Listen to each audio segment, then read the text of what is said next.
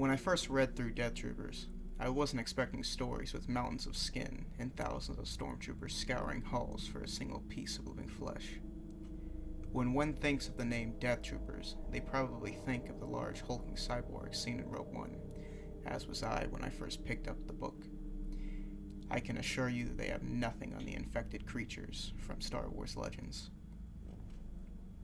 The Deathtroopers novel was the first time in Star Wars where they went straight to horror and nothing else. Sure, you have the Yuuzhan Vong, and they were quite scary, along with Darth Nihilus, but those are mixed in with broader stories.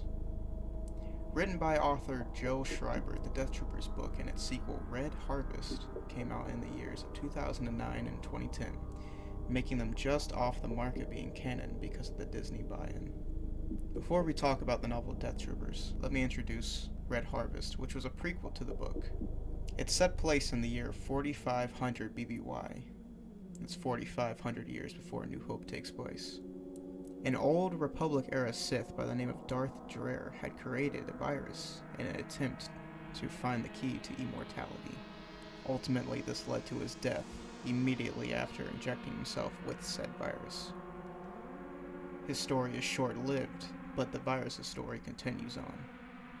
1,000 years later, another Sith Lord named Darth Scabrous had discovered Darth Drer's work and was convinced he would be able to find a key to immortality based off of it.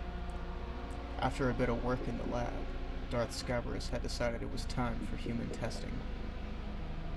He took an unlucky pupil at the Sith Academy on the planet Odacer Faustin.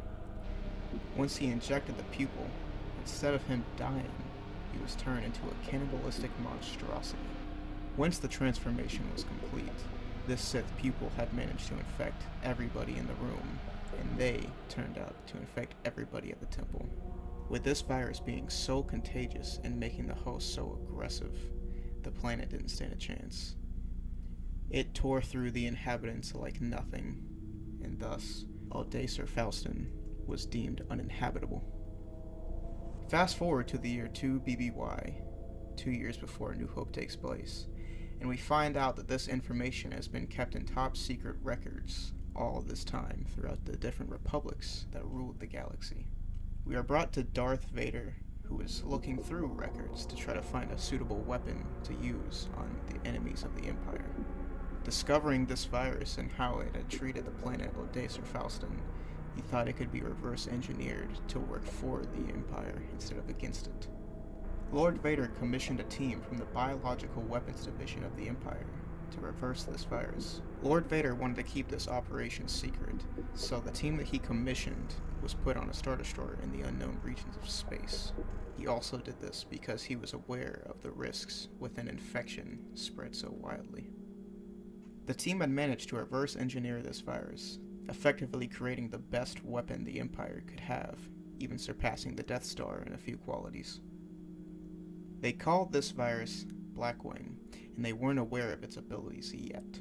Before contacting Vader, a contamination happened on the Star Destroyer, leading to everybody on the ship to be infected. So with that being said, with all of the events before Deathtroopers being laid out, let me explain what exactly Project Blackwing does. The first symptom is obvious. It will make you crave human flesh. It makes its host spread the virus. What was unknown to the scientists and Sith Lords from long ago is that Project Blackwing has increasing intelligence like no other virus in the Star Wars universe. For example, in the book Deathtroopers, some infected hosts can be seen wielding an E-11, desperately trying to shoot. They were also seen opening doors and using elevators. But let it be known that this virus is not all about intelligence, but pure brute force as well. This would lead to hundreds of stormtroopers going down the same hall, tearing down walls, and getting to its target. The story of Deathtroopers takes place on the Star Destroyer which the team built Project Blackwing. We're introduced to several main protagonists on a prison barge that has broken down near the Star Destroyer. We're introduced to 6 protagonists: Kale and Trig, 2 young boys on the prison barge; Zahara, the chief medical officer on the prison barge; Jareth Sartoris, the head warden, and 2 other iconic figures, Han Solo and Chewbacca, recently arrested for smuggling. With our 6 quote-unquote heroes, they take on the Deathtroopers.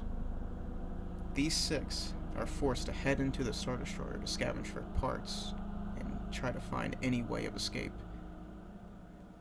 Now going into my opinions, I always found it cool that Han Solo and Chewbacca were here just a year before meeting Luke Skywalker and Old Ben in A New Hope. Without spoiling, it's worth saying that the horrors that you see Han Solo and Chewbacca face really change your perspective on them in A New Hope.